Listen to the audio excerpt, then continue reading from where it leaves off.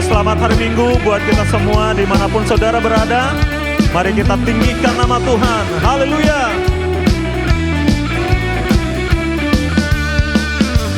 I will bless the Lord with all my soul. I will bless the one who made me whole. For you alone, my Lord, my heart will sing. I will bless the Lord with all my soul. I will tell of all your mighty love. Pull me from the dark into your light. For you alone, my Lord, my heart will sing. I will tell of all your mighty love. Holy are you, Lord, my heart will sing. Mighty Son of God, my soul will cry out. Worthy Lamb of God, my life will sing out. I will bless the Lord with all my soul. Woo! I will bless the Lord with all my soul.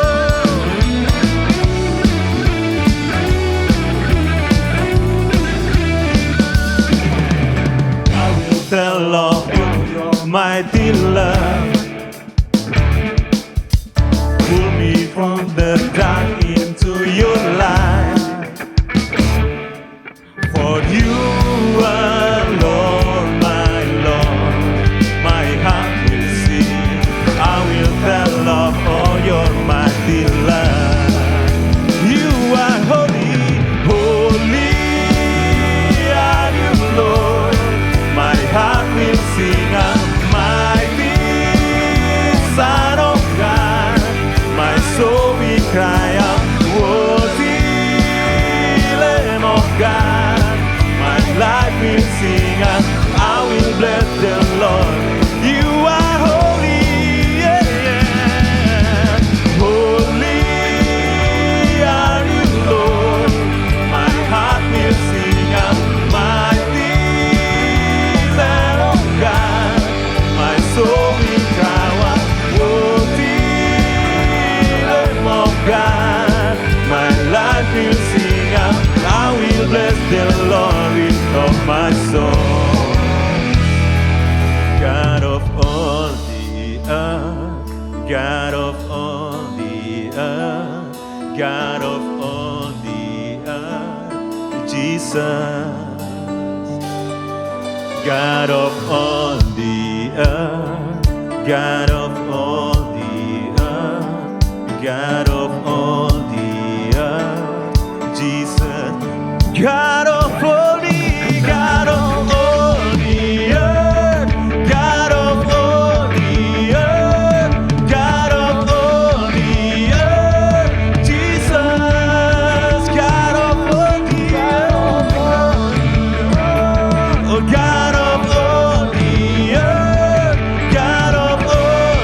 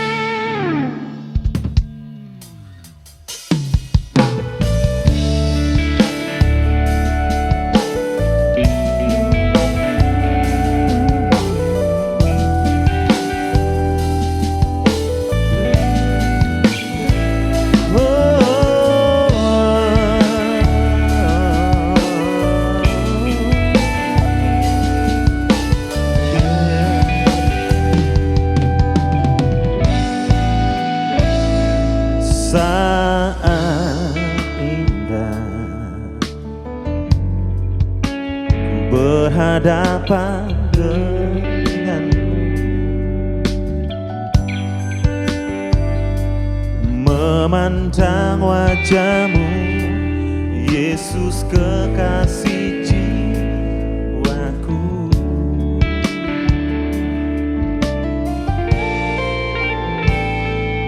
Bawa daku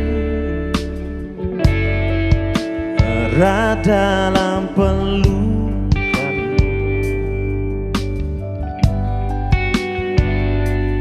menikmati kasih dan indahnya hadirat-Mu.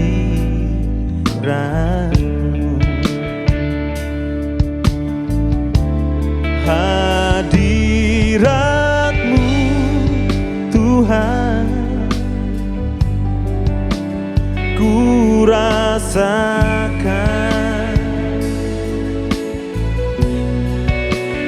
kekudusan-Mu Bapa, penuhiku.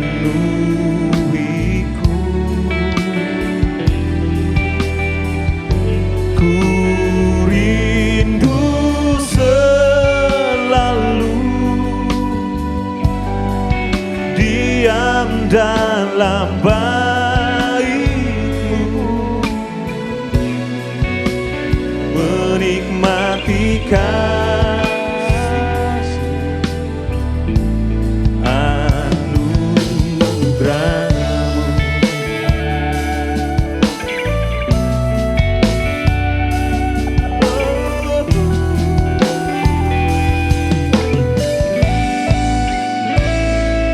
Saat indah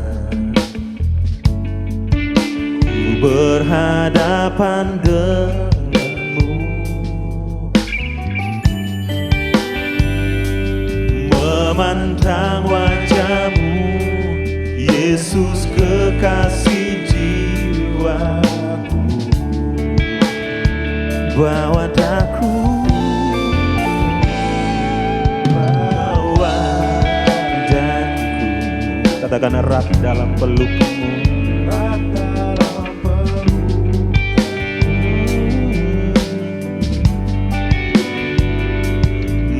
Menikmati kasih dan indahnya hadirat-Mu. Hadirat-Mu, hadirat-Mu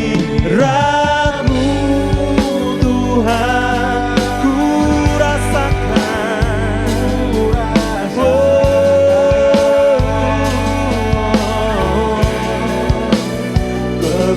kekudusan-Mu Bapa, penuhiku.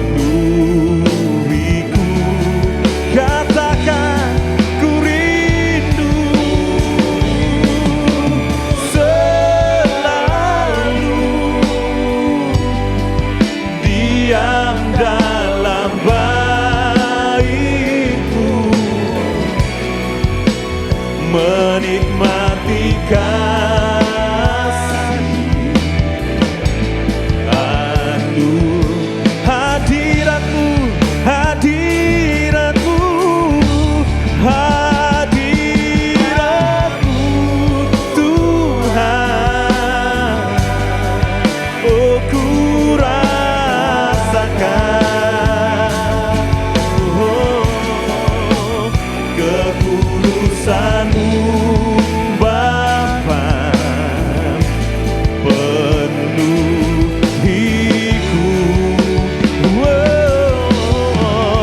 Ku rindu selalu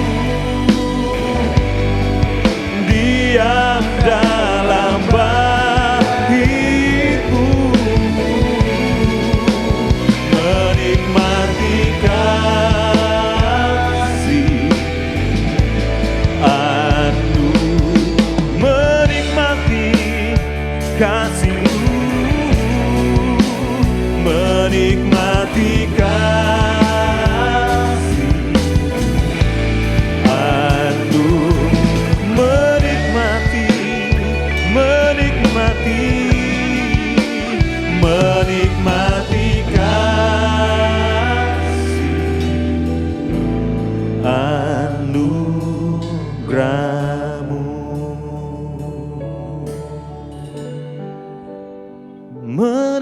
seperti kasih-Mu.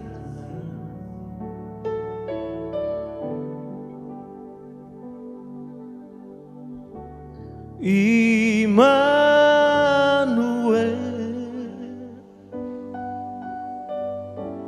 Immanuel,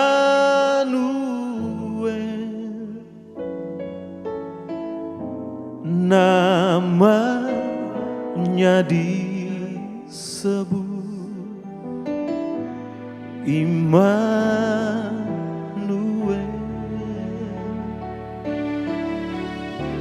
Allah serta dengan kita, namanya disebut Immanuel. Katakan Immanuel. Immanuel,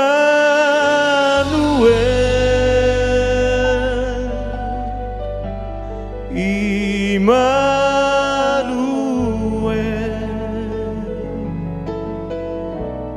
namanya disebut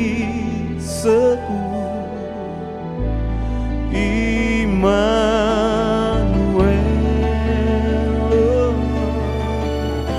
Allah serta dengan kita, namanya disebut Immanuel,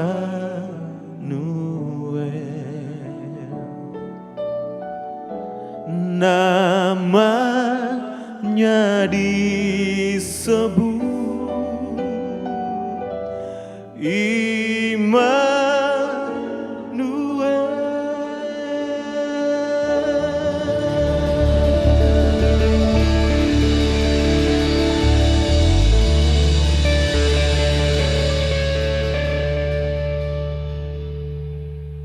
Halo Shalom, Gembala dan seluruh jemaat di GBI FCC.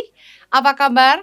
Saya berdoa Anda selalu dalam keadaan sehat dan tetap semangat. Senang sekali saya Henny Kristianus kembali melayani Anda dalam ibadah online. Berdoa agar firman Tuhan yang disampaikan sebentar bisa menjadi kekuatan bagi Anda semua. Tuhan memberkati. Bapa di sorga, kami mengucap syukur buat kebaikan-Mu dan anugerah-Mu, penyediaan-Mu, dan keajaiban yang Kau terus kerjakan dalam hidup kami. Terima kasih kalau kami boleh sehat, kami bisa hidup sampai dengan hari ini karena kasih setia-Mu yang tidak pernah beranjak dari hidup kami, Tuhan. Sebentar firman Tuhan akan dibagikan, berdoa agar Tuhan boleh memberikan kami roh hikmat dan wahyu, supaya kami boleh belajar memahami firman-Mu dengan bahasa yang kami mudah mengerti dan kami bisa melakukannya dalam hidup kami. Tolong hamba-Mu Tuhan, karena sungguh tanpa Engkau hamba tidak mampu. Demi nama Yesus kami berdoa. Amen. Shalom saudara, hari ini saya akan menyampaikan firman Tuhan dengan tema berhenti mengeluh, stop complaining. Orang yang tidak tahu berterima kasih, salah satu cirinya itu selalu komplain. Sudah dibantu, masih ngeluh. Udah dikasih, masih bilang kurang. Tuhan itu jengkel sama bangsa Israel. Kita tahu dalam kejadian ketika bangsa Israel pergi dari tanah Mesir dipimpin oleh Musa, bangsa Israel terus mengeluh, terus komplain. Meskipun Tuhan selalu menyertai mereka dengan berbagai tanda yang ajaib. Tuhan telah mengeluarkan mereka dari penindasan di Mesir, menunjukkan perbuatan-perbuatannya yang ajaib di padang gurun, menyertai mereka dengan menyediakan burung puyuh, mana, tiang awan, tiang api, membelah laut merah, dan masih banyak lagi. Saya mau ajak Anda flashback sedikit tentang cerita bagaimana Tuhan membawa bangsa Israel keluar dari Mesir. Dalam Keluaran 13 ayat yang ke-21 dikatakan gini, Tuhan berjalan di depan mereka pada siang hari dalam tiang awan untuk menuntun mereka di jalan, dan pada waktu malam dalam tiang api untuk menerangi mereka sehingga mereka dapat berjalan siang dan malam. ajaib banget. Kita yang hidup hari ini, kita nggak ngalamin seperti yang bangsa Israel alamin. Bagaimana mereka bisa melihat Tuhan sendiri yang maha kuasa menyertai mereka di padang gurun dengan berjalan dalam rupa tiang awan dan tiang api. Dalam Keluaran 16 ayat yang ke-12, aku telah mendengar sungut-sungut orang Israel. Katakanlah kepada mereka, pada waktu senja kamu akan makan daging, dan pada waktu pagi kamu akan kenyang makan roti. Maka kamu akan mengetahui bahwa akulah Tuhan Allahmu. Keren banget penyediaan Tuhan. Kalau kita suka bercanda dan bilang gini, duit gak jatuh dari langit, saya mau kasih tahu, penyediaan Tuhan untuk makan mereka sungguh-sungguh jatuh dari langit. Bangsa Israel kenyang dengan roti berupa mana, katanya dari embun di pagi hari, dan juga burung puyuh yang jadi daging di malam hari. Betapa kerennya penyertaan Tuhan, segitu ajaib dan luar biasanya. Mari kita lihat lagi dalam Yosua 4 ayat 23. Sebab Tuhan Allahmu telah mengeringkan di depan kamu air sungai Yordan, sampai kamu dapat menyeberang seperti yang telah dilakukan Tuhan Allahmu dengan laut Teberau yang telah dikeringkannya di depan kita, sampai kita dapat menyeberang, supaya semua bangsa di bumi tahu bahwa kuat tangan Tuhan, dan supaya mereka selalu taat kepada Tuhan Allahmu. Kalau ada orang yang gak percaya bahwa Tuhan itu ada, saya bingung, karena kejadian yang luar biasa ini, Tuhan yang maha kuasa, sang pencipta alam semesta, dia sendiri yang menyatakan dirinya dengan begitu hebatnya. Di tengah-tengah bangsa Israel, Tuhan tidak hanya menjatuhkan burung puyuh sebagai makanan atau mengubah embun jadi roti bagi mereka. Tuhan juga berjalan di depan bangsa Israel sebagai tiang awan dan tiang api. Dan yang lebih dahsyat lagi, Tuhan membuat mujizat membelah laut merah menjadi permukaan yang kering untuk dilewati oleh bangsa ini. Dan bagaimana para serdadu Mesir, kemudian kereta kuda Firaun, semuanya mati di dalam terjangan ombak ketika laut itu menutup kembali. Betapa dahsyatnya Tuhan dan terlalu luar biasa. Betapa beruntungnya bangsa Israel. Karena mereka melihat sendiri dan mereka ngalami Tuhan sedahsyat itu.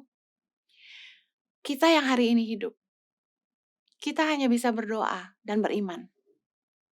Meskipun saya yakin dalam hidup kita orang percaya, kita juga mengalami keajaiban-keajaiban Tuhan. Seperti saya sendiri. Bagaimana mungkin seorang Henny Kristianus, Yohanes Kristianus, kami hanya pendeta kecil, bisa dipercaya Tuhan kasih makan ribuan anak di Indonesia. Kalau bukan Tuhan itu siapa? Tapi saya mau katakan gini, bangsa Israel ini spesial banget. Mereka ngalamin Tuhan sungguh-sungguh dengan begitu hebatnya.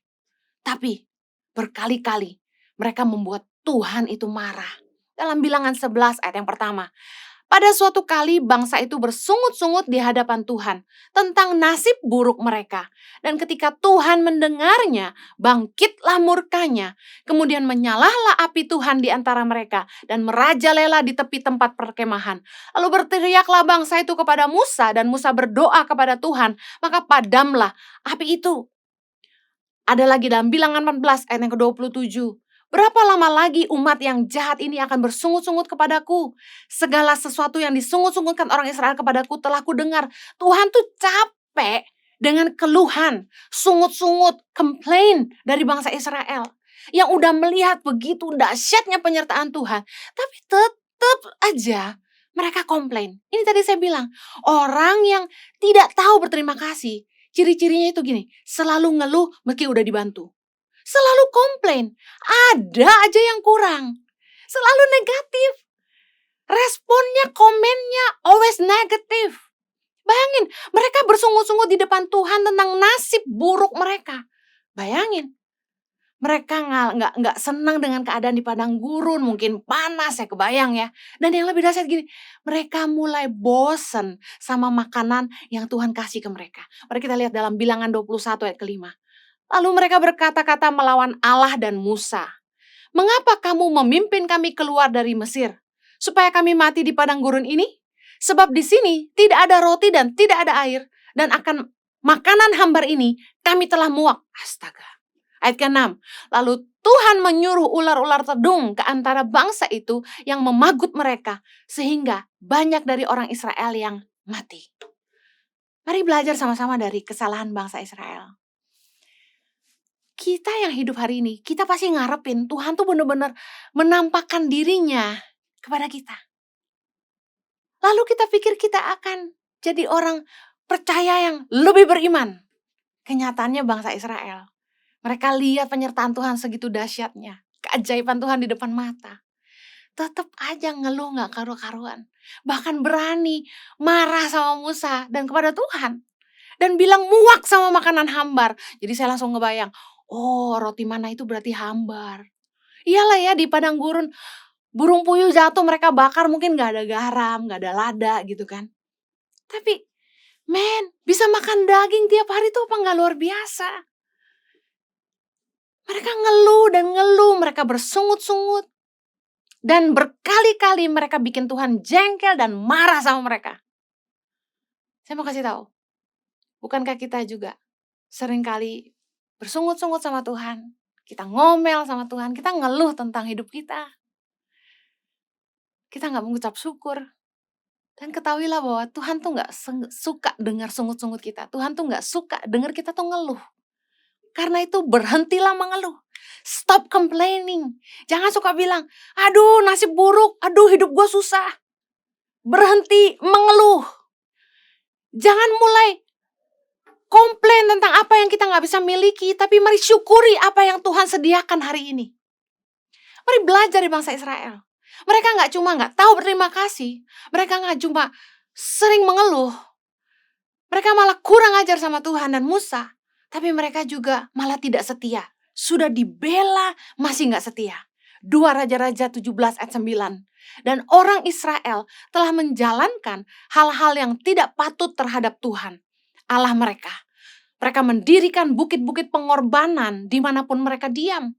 Baik dekat menara penjagaan maupun di kota yang berkubu. Jadi mereka masih menyembah berhala. Mereka juga satu kali kumpulin semua emas, perhiasan, mereka lebur, mereka bikin patung ini, patung itu, mereka sembah, lembu dan sebagainya. Tuhan marah sama mereka. Mereka gak ada takutnya sama Tuhan. Sama seperti kita. Tuhan udah nolong kita, Tuhan udah berkati kita. Tapi kita gak tahu berterima kasih, kita masih komplain dan kita gak setia sama Tuhan. Tahukah Anda bahwa kita tuh punya Tuhan yang pencemburu? Ulangan 4 ayat 24 berkata, sebab Tuhan Allahmu adalah api yang menghanguskan, Allah yang cemburu. Kita punya Tuhan yang cemburu. Jangan sampai kita mengasihi siapapun atau apapun lebih daripada Tuhan. Kita harus menomorsatukan Tuhan dalam hidup kita. Bahwa selain Dia tidak ada yang lain.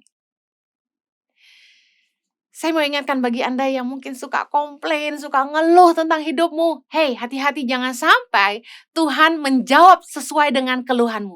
Jangan sampai Tuhan menjawab sesuai dengan sungut-sungut kita. Mari kita belajar dari Bilangan 14 ayat 29. Di padang gurun ini, bangkai-bangkaimu akan berhantaran. Yakni semua orang di antara kamu yang dicatat, semua tanpa terkecuali yang berumur 20 tahun ke atas. Karena kamu telah bersungut-sungut kepadaku.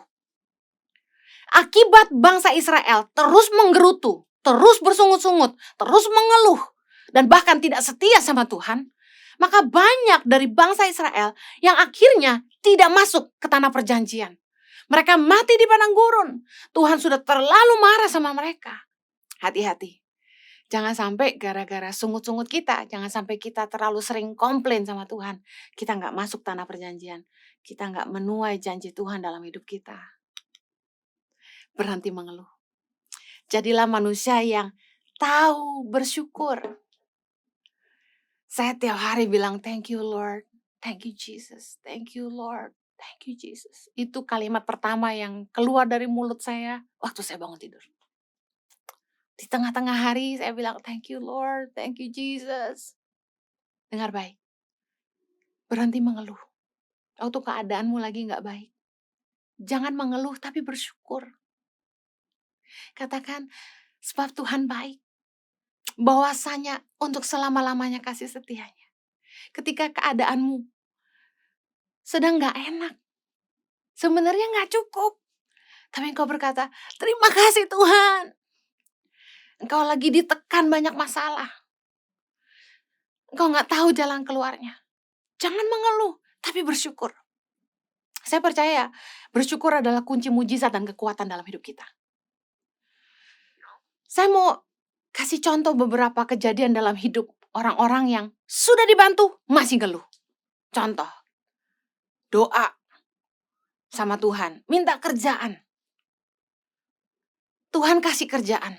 Tapi ketika ditawarin kerjaan sama orang, ngeluh. Gak mau kerjain itu. Itu kan bau. Satu kali kami pernah mau bantu orang.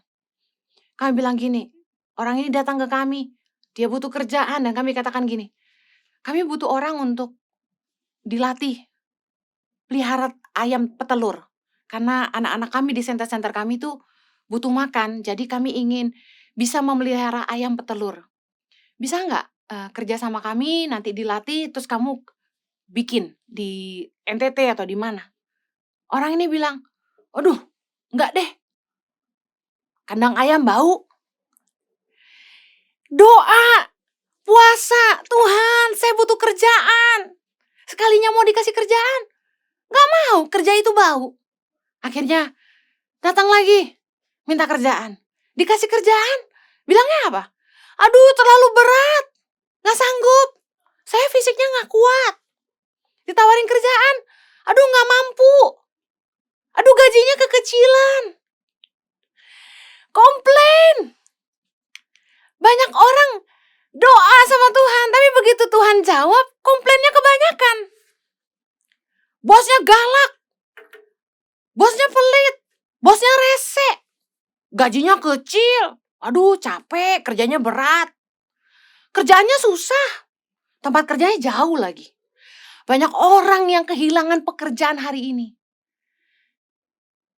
Tapi kalau kita bisa dapat pekerjaan, saya mau katakan ini, bersyukur. Jangan mengeluh. Banyak orang minta doa sama Tuhan. Tuhan berkati aku. Dikasih kerjaan. Kerjanya gak benar. Dikasih proyek sama orang. Nipu. Kerjanya gak bagus. Aduh proyek sepi. Doa sama Tuhan. Tuhan kirim proyek.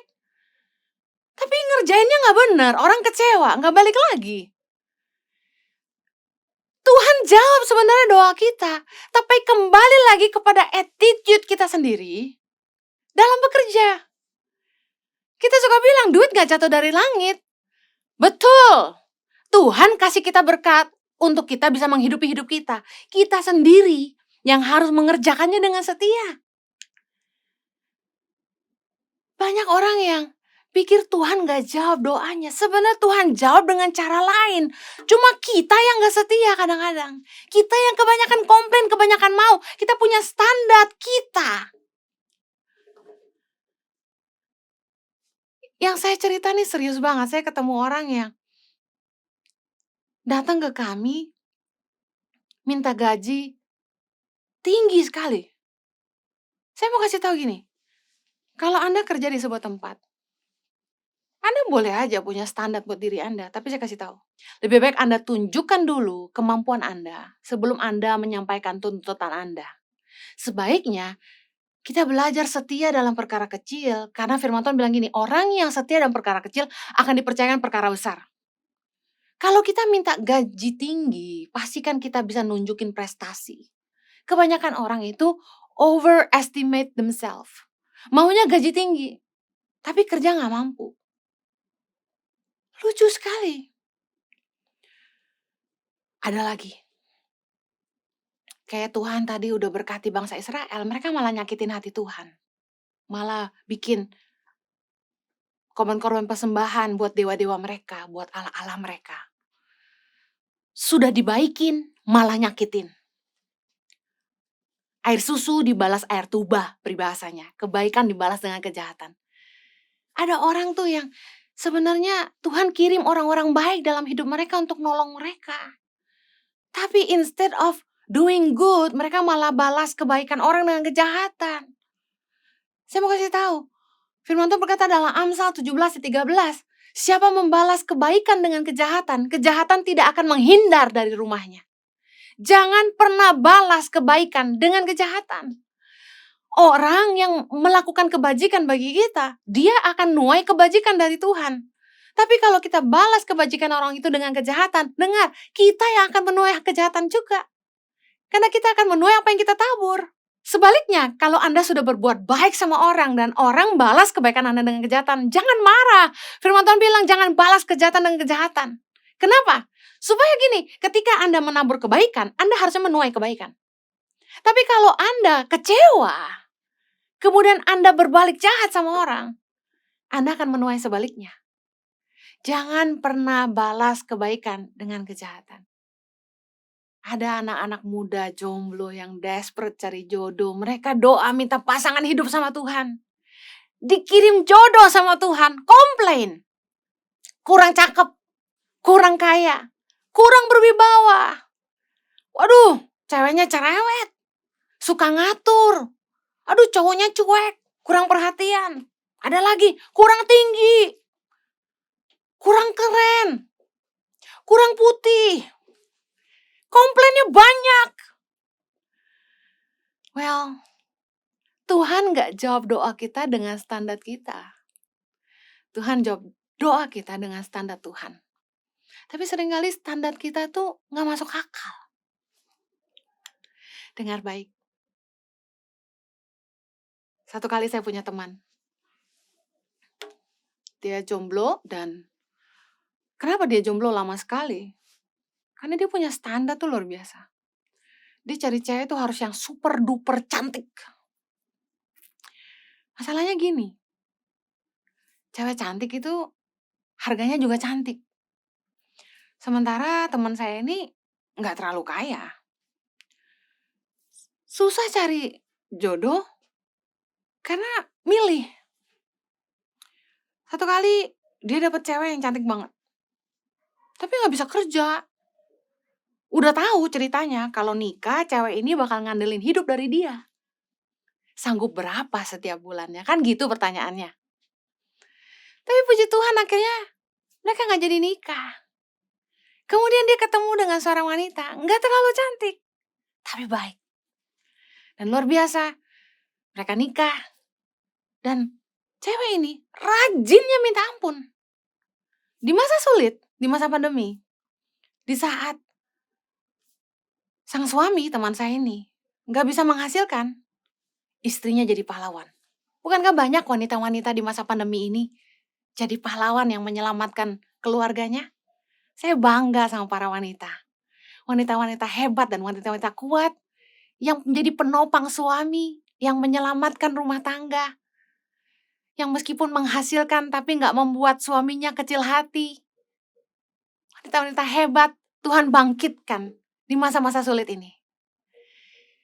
Istri teman saya ini yang akhirnya meskipun suaminya gak bisa menghasilkan, dia gak komplain. Dia kerja, suaminya bisa makan.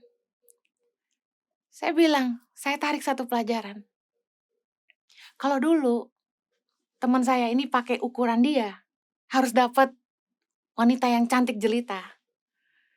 Sementara yang cantik-cantik itu gak mau kerja. Mau jadi rumah tangga, sosialita.